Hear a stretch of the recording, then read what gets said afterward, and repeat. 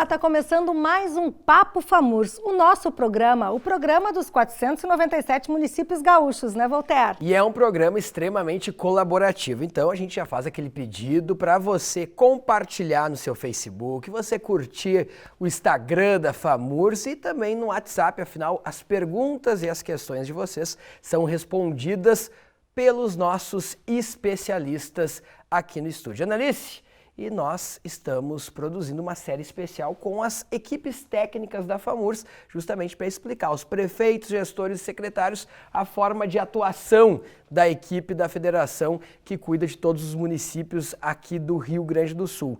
E hoje nós estamos recebendo mais uma seleção nesse momento. Nós temos o nosso diretor de assuntos municipais, cuida também da parte jurídica da FAMURS, que é o Dr. Rodrigo Westphalen. Nós temos o Robertson, que cuida do departamento de mobilidade e trânsito dos projetos, e também a nossa parte de agricultura e turismo dos municípios, com o nosso ex-prefeito Mário, que já está há um bom tempo na federação, fazendo esse meio de campo e esta articulação com Brasília, com os estados e também com os municípios. É verdade, muito obrigado pela presença de vocês. É muito importante a gente receber aqui e mostrar o serviço que é prestado para todos os gestores aí dos municípios gaúchos. E lembrar também que todas as áreas técnicas da FAMURS estão aqui no nosso portal, né? É só o pessoal acessar e procurar ali as informações técnicas, os contatos, que eu tenho certeza que os nossos colegas vão estar sempre ali disponíveis para atender quem demandar. Quando a gente fala em turismo no Rio Grande do Sul, é claro que à primeira vista vem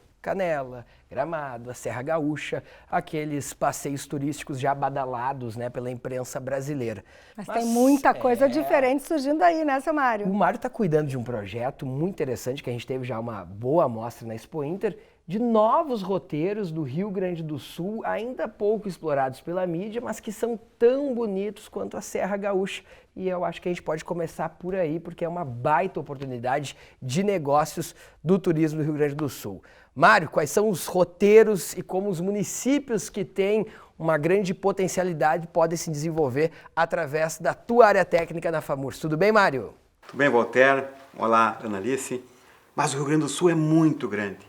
É especial, um estado extraordinário, com grande potencial na área cultural, da natureza, do Pampa, da Serra Gaúcha, das missões jesuíticas, enfim, uma infinidade de atrativos que nós temos que trabalhar fortemente para desenvolver. Porque a economia do nosso país, hoje, basicamente depende do agronegócio. O agronegócio tem uma grande força na nossa economia. Do Rio Grande do Sul também não é diferente. E o turismo pode se agregar ao agronegócio ser a grande força, mola propulsora da economia, a grande alternativa econômica para o nosso país. Eu estive agora recentemente numa missão a Portugal, só para comparar um pouquinho em relação a Portugal e Rio Grande do Sul. Portugal tem 92 mil quilômetros quadrados de área. O Rio Grande do Sul tem 282 mil quilômetros quadrados. O Rio Grande do Sul é quase 3 vezes o tamanho de Portugal. A população de Portugal é 10 milhões e meio de habitantes. A população do Rio Grande do Sul, 11 milhões e meio de habitantes. Só que tem uma diferença aí. A salvação para a economia portuguesa, tendo em vista a crise econômica de 2008, foi através do turismo. Eles mesmos falam, os gestores locais, os municipais, que a salvação para Portugal foi o turismo. E a salvação para muitos países em dificuldade. E nós temos aqui no Rio Grande do Sul, então, um potencial muito maior. O turismo do Rio Grande do Sul, ele está muito baseado também na nossa agricultura, porque os nossos produtores rurais conseguiram transformar os alimentos em roteiros turísticos. Isso é uma característica, está no nosso DNA do Rio Grande do Sul. E isso tem muito a ver com as próximas duas áreas técnicas que a gente vai abordar a partir de agora, Analice, principalmente pela questão da saúde e também pelo desenvolvimento de outras alternativas de transporte que estão sob o guarda-chuva tanto do Rodrigo como do Robertson. Rodrigo, esta questão principalmente dos agroquímicos e dos agrotóxicos é uma questão que o teu departamento, a Diretoria de Assuntos Municipais, começa a fazer a liderança, porque com certeza vai ser pautada em 2020. E isso tem tudo a ver com o turismo. Por quê, Rodrigo? Hoje nós temos no Rio Grande do Sul centralizando uma agenda política e ambiental o tema dos insumos agroquímicos. Especialmente um herbicida que se chama 2,4-D, que é aplicado especialmente nas lavouras de soja. E isso tem um imbricamento, tem uma ligação ao que o Mário vinha nos dizendo, especialmente no que diz respeito à diversidade econômica que o agronegócio pode nos dar. Esse herbicida, de certa forma, e isso nós estamos trabalhando junto com as prefeituras, hoje são 48 municípios afetados pelo mau uso desse agroquímico. É um agroquímico de efeito hormonal, né, que afeta os cultivos vizinhos à soja. Então hoje o sojicultor aplica esse herbicida, eventualmente pelo mau uso, pela má aplicação, esse herbicida deriva para os cultivares vizinhos, afetando as uvas, as oliveiras, as nogueiras, diversas outras culturas. Fruticultura de modo geral. Fruticultura de modo geral. Então, pegando o exemplo desse ramo que no Rio Grande do Sul é tão bem desenvolvido, que é das vitivinícolas. Né? Então, o turismo da Serra Gaúcha depende exclusivamente da produção agrícola das videiras. Né? Então, o que acontece? A diversidade econômica depende desse cuidado. A liberdade do produtor de uvas depende do cuidado da liberdade que o sojicultor tem. Então, são economias complementares, mas que exigem um respeito mútuo das suas liberdades de produzir. Extremamente interessante, né? Como as nossas áreas estão interligadas. Pode impactar diretamente em todos os outros setores também, né? Se não houver uma fiscalização e um uso adequado, com certeza. São cadeias produtivas interligadas. A cadeia produtiva do turismo, a cadeia produtiva da agricultura, da fruticultura. Então são interligadas de certa forma. Então é importante nós realizarmos um bom desenvolvimento dessas cadeias produtivas. E todas essas áreas dependem de uma boa mobilidade urbana para que se possa chegar e se ter acessos, estradas adequadas, novas alternativas, né, Robertson, de transporte que sejam sustentáveis dentro desse novo conceito tão importante e que também sejam viáveis para implantação. Como é que a FAMURS está lidando com este assunto, com este tema, Robson? Olá, Analice. Olá, Voltaire. Tudo bom, olá, Robson? colegas. A FAMURS, neste período, ela implementou algumas ações, né, voltadas à questão da infraestrutura. Nós estamos aí, há poucos dias fizemos um evento relacionado à questão das hidrovias. Né? O Estado hoje ele é um Estado que ele fixou como modal prioritário o modal rodoviário. E isso significa um desequilíbrio no que diz respeito à utilização das estruturas e dos modais. 85% hoje do que é utilizado no transporte está vinculado ao transporte rodoviário. A matriz de transporte é o rodoviário. Então a gente tem que haver um equilíbrio. E nós temos espaço para o crescimento dos demais modais. Né? Por exemplo, hidrovias. Nós somos ricos em estrutura. O que falta é utilizar. E para isso a gente promoveu uma série de ações que culminou num evento, né, trazendo pessoas que conhecem do assunto, para explanar para os nossos gestores a importância dessa questão das hidrovias, da utilização das hidrovias. Nós temos no estado 67 municípios que estão à margem da hidrovia, né, no Rio Grande do Sul. E nós temos outros municípios que são polos, né, que poderiam também se beneficiar desse modal. Além, né, do fomento que a gente está pensando em promover agora, de acordo com os ajustes com os prefeitos, que também demandam desse modal, que é o ferroviário, para melhorar e tentar distribuir melhor esse modal no estado. A hidrovias, além da questão da infraestrutura, que é uma alavanca para o crescimento também da infraestrutura no estado e da questão dos modais, também ele é um canal também para o turismo, né? Certeza. A ser explorado, que é muito pouco explorado no estado. Nós temos aqui todo esse Guaíba, né, com potencial de turismo, e infelizmente ele é pouco utilizado, explorado pelo estado, pelos municípios, na realidade. Por que é tão difícil dos outros municípios conseguirem desenvolver políticas públicas para as hidrovias? Falta vontade do estado, porque a gente percebe nos eventos da FAMURS uma maciça representatividade de prefeitos. Existe a vontade. Aonde, na tua opinião, que você faz parte desse setor de mobilidade e trânsito, está travando esse projeto? Inicialmente é uma questão que na linha da história no Rio Grande do Sul, né, foi uma opção que se foi feita. Né? Em um determinado momento no país e no estado, optou-se, né, pelo modal rodoviário. Com isso, acabou desestimulando também, né, o crescimento e a utilização das hidrovias. Nós tínhamos uma utilização muito maior do que é hoje. No passado, boa parte das travessias eram todas feitas pelo modal hidroviário. O que ocorre, em função dessa escolha, né, a gente acabou deixando de utilizar o modal hidroviário e hoje a gente tem que correr atrás desse prejuízo, né, que ao longo da história foi se acumulando. Hoje nós temos uma série de problemas financeiros, problemas da esfera legal, nós temos que fazer algum ajuste nas legislações, discussão de competência, né, porque nós temos algumas situações que são de competência do Estado, outras da União, então a gente tem que fazer um melhoramento dessas questões e, claro, investimento, né, porque tudo depende de um investimento. Então a gente tem que fazer com que esse modal seja visto e aquelas pessoas, aqueles gestores, né, que vivem naqueles municípios às margens da hidrovia, eles têm que entender que eles têm ali um ativo e que esse ativo tem que ser utilizado, tem que ser explorado, né? Ele é um fator de desenvolvimento no município. Imagina o potencial nosso para essas belezas que nós poderíamos fortalecer esses destinos turísticos com as hidrovias, com as ferrovias, e já temos as rodovias, tá, integrando todo esse modal rodoviário, esse modal de transportes. Então, é muito importante uma ação integrada, uma governança de todo esse processo dos modais que nós temos disponíveis de transporte, hidrovias, ferrovias e rodovias. Né?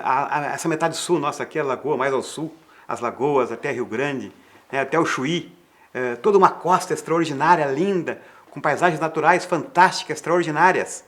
Né? Imagina nós mostrar isso para o mundo, nós qualificar, investir na infraestrutura, viabilizar essas hidrovias, nossas ferrovias também, que passam por paisagens belíssimas no interior do estado.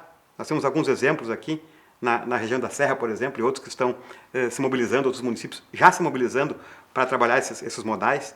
Então, é um trabalho extraordinário que nós vamos fazer, é governança, essa é a governança pública, né, de modo geral. É integrando ações, fortalecendo através dos seus potenciais, a sinergia das ações. Num ano agora emblemático, né? 2020, o ano vai ser um ano de fechamento de contas, de gestão, de avaliar o que foi feito, de projetar o ano de 2020 e também de eleições.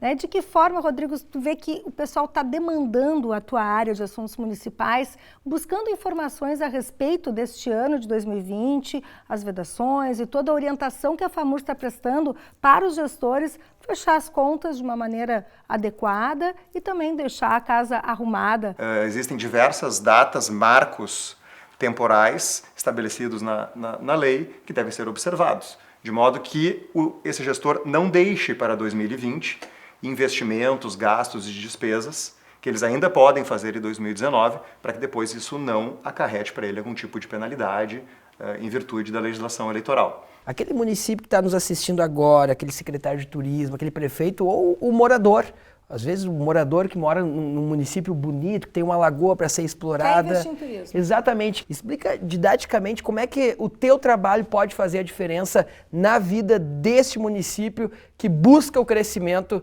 através do turismo.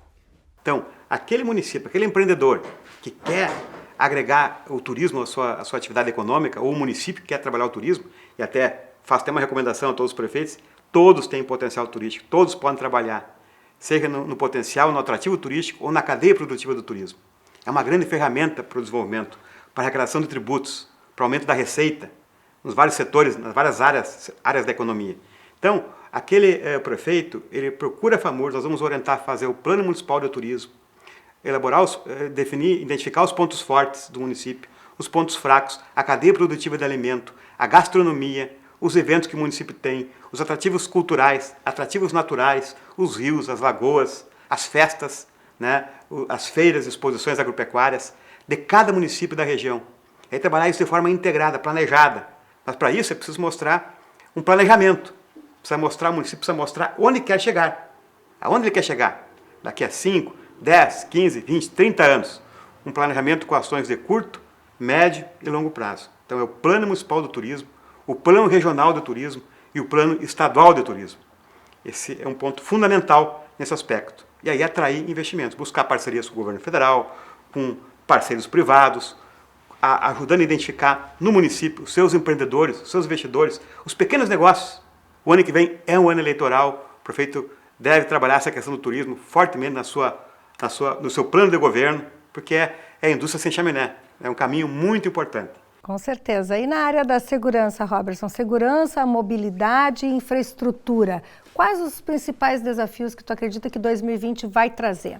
Existe um déficit grande em todas as áreas, na Brigada Militar, na Polícia Civil, na SUSEP, bom, em todas as áreas, no IGP, existe um déficit de servidores. A gente sabe que o que movimenta toda essa estrutura é o servidor. E essa falta é sentida lá no município, né? Sim, lá no município principalmente, né?